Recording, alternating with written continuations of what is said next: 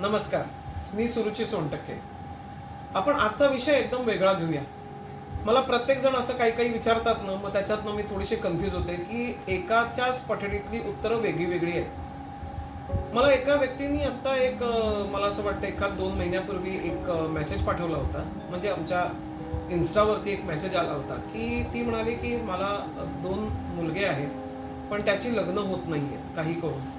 आणि दुसरी गोष्ट माझ्या भावाची पण मुलं आहेत, त्यांचंही लग्न होत नाहीये. म्हणजे कुठेतरी असं वाटतंय की सगळं काही थांबलंय, आपलं पुढेच जात नाहीये गाडी, असं काहीतरी झालेलं आहे. आणि त्याचं आपल्याला कसं काही निदान करता येईल. तर निश्चितच मी मागच्या वेळेला बोलले होते तसं की आपल्याला कॅल्क्युलेशन करावं लागतं. प्रत्येक व्यक्तीचं कॅल्क्युलेशन वेगळं आहे. त्याच्यानंतर आपण बघतो की घराची ऊर्जा काय. पण अर्थात मी समोरनं कोणालाच विचारत नाही की तुमची घराची ऊर्जा बघूया पहिल्यांदा काय आहे. कारण की व्यक्तिशः ज्या वेळेला आपण एका व्यक्तीचं असं म्हणून कॅल्क्युलेशन करायला जातो, तेव्हा 1 ते 50 ते 1 तासाचा हा जो एक एपिसोड आहे, तो एपिसोड आपल्याला प्रत्येक फेस टू फेस किंवा डिजिटल म्हणजे आपण व्हॉट्सअप व्हिडिओ कॉल किंवा फेस टाईम ह्याच्यावरती किंवा गुगल मीटवरती आपण तो घेतो. आणि त्याच्यानंतर त्यांच्याशी बोलचालणं सगळं होतं. मग एक झाला, मग दुसरा झाला. मी एकदा एका व्हिडिओमध्ये बोललेले सुद्धा आहे की घरामध्ये 4 टकली राहतात. तर त्या 4 लोकांचे वेगळे वेगळे ऑरा आहेत, त्यांच्या डेट ऑफ बर्थ वेगळ्या वेगळ्या आहेत. ते सगळं कसं त्याचं ॲमॅलगमेशन कसं होतं ते बघावं लागतं. आणि इवन मग लोक मला म्हणतात की या घरात आल्यानंतर ना आम्ही घरात येतो, इतकं गोजीरवाणं सुंदर सजवलेलं घर आहे सुरुचिताई, पण आम्हाला इथे आल्यानंतर बरोबर नाही वाटत, ती ऊर्जा नाही लाभत. किंवा असं वाटतं की इकडे डोकं दुखतं, किंवा असं वाटतं काही टॉपिक इकडे काढूच नये, नुसते वाद होतात, त्याचं निदान नाही निघत. कुठल्याही गोष्टीचं आपल्याला निदान मिळणं फार गरजेचं आहे. मग लोक हडबडीने काय करायला लागतात, तर 2 गोष्टी करतात. एक, वास्तुतज्ञाला बोलवतात, आणि 2, ती वास्तू सोडून जातात. मला एक गोष्ट कळते, कारण की मीही मुंबईचीच आहे. पण एक गोष्ट मला निश्चित माहिती आहे की ज्या वेळेला आपण एक घर हा जो एक टॉपिक आहे आपल्या आयुष्यातला मोठा, तो त्यावेळेला आपण जे घर घ्यायचं हे डिस्कशन चालू करतो, त्यावेळेला प्राथमिक आपण ह्या विषयाला देतो की आपल्याकडे किती बजेट आहे. म्हणजे आपण बजेटने चालतो. त्याच्यानंतर घरात राहणारी लोक किती आहेत, त्यांचं येणारे पगार किती आहेत, आपल्याला सगळं सुखकर होणार आहे की नाही, इथपासनं आपले सगळे जे डिस्कशन्स आहेत ते डिस्कशन चालू होतात. मग 1 करोडचं समजा आपण छान ठिकाणी घर घ्यायचं म्हटलं, तर तुम्ही समजू शकताय की त्याचा EMI भरता भरता नाकेनऊ आलेले असतात. तिथून मी तुम्हाला येऊन सांगितलं की ही भिंत तोडा, ती भिंत तोडा, म्हणजे डोक्याला ताप अजून आहे, म्हणजे आपण काहीतरी विचित्र जागा घेतली की काय, असा आपल्याला संभ्रम पडायला सुरुवात होते. आणि ते कन्फ्युजन जेव्हा सुरू होतं, त्यावेळेला आपण स्वतः निगेटिव्ह व्हायला सुरुवात होतो आणि घराकडे बघण्याचा दृष्टिकोन आपला बदलतो.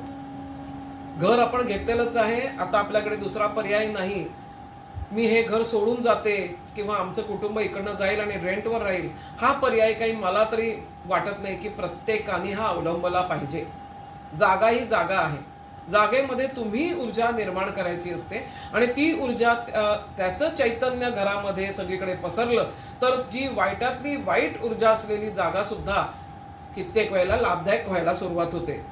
पण घरामध्ये आल्यानंतर नको नको त्या गोष्टी बोलणं, शिवीगाळ करणं, एकामेकांवरती लांछनं लावणं, हे समजा आपण, कारण की आता आपल्याकडे एक स्टेटमेंट आलेलं असते की माझ्या ऑफिसमध्ये खूप दिवस वाईट गेला म्हणून माझ्याशी बोलू नकोस, असं तुरंत आपला नवरा घरात आल्यानंतर बायकोला सांगतो. आज माझं डोकं खाऊ नको, कारण की माझ्या ऑफिसमध्ये वाईट दिवस गेलेला आहे. पण बायकोही तीच दमलेली आहे, तीही बिचारी तेच करून आलेली असते. तिलाही वाटत असतं की 2 शब्द आपण नवऱ्याला सांगावेत, ओरडावे नाही, सांगावे. कारण तिला असं वाटत असतं नवऱ्याने तिलाही विचारावं, बाई गं तुझा दिवस कसा गेला, माझा तर ऑफिसमधला दिवस खराब होता, तुझा तरी चांगला होता का गं. मग तेव्हा जे आदान प्रदान होतं, ही शक्ती जी आहे, ही ऊर्जा जी आहे, ती बॅलन्स आउट करते निगेटिव्हिटीला. आणि त्याच वेळेला त्याची उच्चांक जो गाठत असतो निगेटिव्हिटी, तो जमीनदोस्त होतो. आणि अशा वेळेला त्या घराचं जे ऊर्जा आहे, निगेटिव्ह ऊर्जा, त्याचं परिणाम स्वरूप म्हणजे पॉझिटिव्ह व्हायला सुरुवात होतं. मी असं म्हणत नाही की प्रत्येक नवऱ्याने असंच करावं, प्रत्येक स्त्रीने असंच करावं, कारण आपल्या त्यांच्यावरती कंट्रोल नाही आहे. पण मला असं व्यक्तिगत असं वाटतं की प्रत्येकाने स्वतःसाठी तरी हा एक रूल अवलंबला पाहिजे की जेणेकरून त्यांना असं वाटेल घरात आल्यानंतर आपण ऊर्जा चेंज करूया, बाहेरची गोष्टी नकोच बोलूया. वाईट गेलेलाच आहे दिवस, तो निदान अंत तरी त्याचा वाईट होऊ नये म्हणून आपण आता निदान छानसं गप्पा गोष्टी करूया, असं काहीतरी केलं तर मला असं वाटतं त्याच्यासाठी कुठल्याही वास्तुतज्ञाची तुम्हाला गरज लागणार नाही. आणि मेन म्हणजे नेगेटिव्ह ऊर्जा जी आहे ती पॉझिटिव्ह करण्यासाठी म्हणून 25% तुमच्याकडनं गेलेला हा पर्याय जो आहे तो तुम्हाला सुखकर होईल. मग चला आता आपण बघतो म्हणजे काय करतो. मग मला असंही नाही पण सुरुचिताई तरी देखील आम्हाला काहीतरी वेगळं वाटतंय. आम्ही दोघंही बसतो त्याच्यावरती गप्पा गोष्टी करतोय आणि तरी देखील आम्हाला असं वाटतं की काहीतरी घरामध्ये चुकचुकतंय. तर ही वास्तू नाही. आम्ही वास्तुतज्ञाला बोलवलं आणि वास्तुतज्ञ म्हणाला परफेक्ट आहे तुमचं घर, जिथे हवं होतं तिथेच किचन आहे, जिकडे हवं होतं तिकडेच बेडरूम आहे, जिकडे हवं तिकडेच तुमचं वॉशरूम आहे, म्हणजे सगळ्या गोष्टी परफेक्ट आहेत. तरी देखील घरामध्ये अशांतता वाटते किंवा घरात कोणाचा तरी वावर वाटतो. मग मला असं वाटतं तिथे मला येणं फार गरजेचं आहे बरं का. म्हणजे एकटी मी नाहीये, असे बरेच लोक आहेत जे एनर्जी चेक करतात. तुम्ही त्यांच्याकडेही पाचारण करू शकता, म्हणजे त्यांनाही तुम्ही विचारू शकता.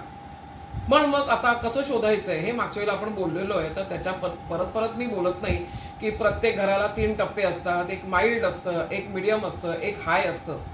हे आपण सगळं जरी बोलत असलो तरी मला असं वाटतं की कुठेतरी आपल्याला अजून तो वावर कोणाचा आहे, तो बाहेर फिरत फिरत होता वावर, तो घरात आलाय का. मग घरामध्ये आल्यानंतर त्याला शांतता लाभली म्हणून तो वावर करणारा जो व्यक्ती आहे किंवा आपण असं म्हणू शकतो एनर्जी आहे, ही एनर्जी इथेच राहिली की काय. मग ती एनर्जीला कसं काढायचं. कारण की ह्याच्यावरती भरपूर वाद केलेले आहेत, आम्ही डिबेट्स पण केलेले आहेत. कारण ज्यांना कळतं, ज्यांना माहिती आहे, ज्यांना अनुभव आहेत ते तर भरसोकपणे जोरदार सांगतात की आम्ही ही ऊर्जा आम्ही बघितलेली आहे, अनुभवलेली आहे. मग तिकडे आपल्याला ऊर्जा घ्यायची आहे चांगल्या स्वामींची, चांगल्या आपल्या गुरूंची, चांगल्या आपल्या घरामध्ये असलेले अगरबत्ती लावण्यामध्ये किंवा धूप अगरबत्ती करण्यामध्ये ती ऊर्जा आपल्याला चांगली करायची आहे.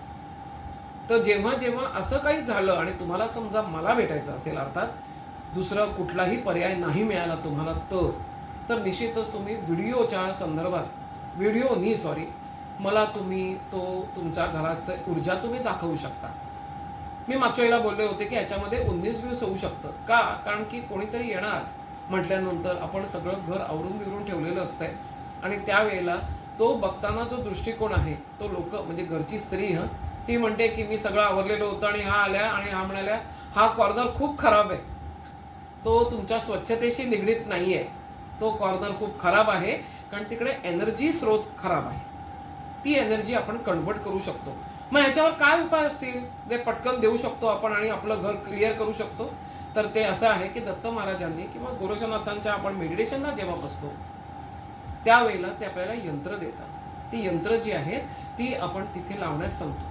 ती लावली की मग तिकडची ऊर्जा जी आहे ती पॉझिटिव्ह व्हायला सुरुवात होते आणि आपण जसं आपण वावर करू घरामध्ये त्यावेळेला त्याचं जे रिपकशन्स आहे ते चांगले पडायला सुरुवात होते.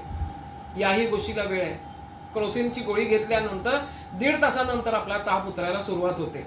डोकं दुखत असेल तर तिकडे सांगितलं जातं टीव्हीच्या माध्यमातून की ही विरघळणारी गोळी एनसिनची आणि मग तुम्ही ते डिस्प्रिनची आणि मग तुम्ही ते पाणी प्या. पाणी प्यायल्यानंतर तुमचं डोकं शांत होईल. तर सिमिलर वे आपण ज्यावेळेला यंत्र किंवा असं काही सोल्युशन देतो त्यावेळेला त्यालाही सगळ्या घरामध्ये लहरी पसरण्यामध्ये वेळ जातो आणि 30 ते 35 दिवस सहसा त्याला लागतात सगळ्या घरामध्ये फिरायला आणि त्या लहरी फिरल्यानंतर तुमचं घर पॉझिटिव्ह होतं. तर ही जी गोष्ट आहे ही प्रत्येकाने करता आली तर करावी, नाही करता आली तर त्यांना दुसरे पर्याय निश्चितच आहेत. दुसरे पर्याय म्हणजे वास्तुतज्ञाला बोलवणे, कारण तेही गुणी आहेत. काही जे सांगतात ते बरोबर सांगतात आणि काही लोक अशी आहेत जे लोक म्हणतात तरीही आम्हाला या जागेत राहायचंच नाही कारण की माझं मन उडालं या जागेवरनं. मग त्यांना तर पर्याय तर तुमच्यासमोर मी सांगितलंच आहे, रेंटवर जातात किंवा दुसरं घर घेतात. फक्त एक लक्षात घ्या, शेवटचं वाक्य माझं निश्चित या पॉडकास्टचं की आपण घेतलेलं घर, त्या घराबद्दल आपण बोललेलो नेगेटिव्ह थिंग्स आणि त्याच्यानंतर विकलं गेलेलं तेच घर आपण काय करतोय तर आपण फॉरवर्ड करतोय त्या सगळ्या निगेटिव्हिटी दुसरा घेणार. म्हणून कायम लक्षात घ्या की आपलं घर सोडताना सुद्धा पॉझिटिव्ह नोटवरतीच सोडलं गेलं पाहिजे, जेणेकरून जे पैसे देऊन आपल्याला पैसे देऊन हे घर विकलं जातं आणि दुसरा राहायला येतो त्याच्या तोंडातनं हे निघता कामा नये की बघा ह्यांच्या घरात प्रॉब्लेम्स होते, त्रास होते आणि तरी देखील त्यांनी असंच न सांगता आम्हाला देऊन टाकलं. अर्थात न सांगता म्हणजे निश्चितच कोणाला त्रास असेल आणि त्यांनी सांगायला गेल्यानंतर कोणी घर घ्यायला येणार नाही. पण मला असं वाटतं पॉझिटिव्ह करून द्यायला हरकत काय आहे? की समोरच्यालाही त्रास होणार नाही. कारण की त्यांनी आपल्याला पैसे घेतलेत, या लोकांनी पैसे घेतले, एवढे पैसे मागितले, असं नाव नको निघायला. म्हणून कायम लक्षात घ्या, घरची पॉझिटिव्हिटी जी आहे ती नीट राहू द्या. तुम्ही नीट राहा आणि गरज पडली तर मी आहेच. धन्यवाद.